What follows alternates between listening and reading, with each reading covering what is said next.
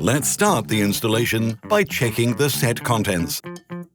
Prepare a flat blade screwdriver and a set of wrenches. Screw the flexible connection hoses into the mixer sockets. Perform the operation manually until resistance is felt. Using an open-end wrench can damage the hoses. Screw 2 fixing screws into the mixer body using a flat blade screwdriver.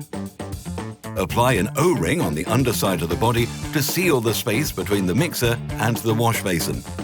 Insert the mixer into the mounting hole in the wash basin. Apply a crescent-shaped rubber washer and metal washers to the fixing screws from below. Screw the nuts on with a wrench so that the mixer is securely attached and does not move. Tighten the hoses to the valves with cold water on the right and hot water on the left. Open the water supply on the angle valves. Rinse the mixer with cold and hot water and check the tightness of the connections.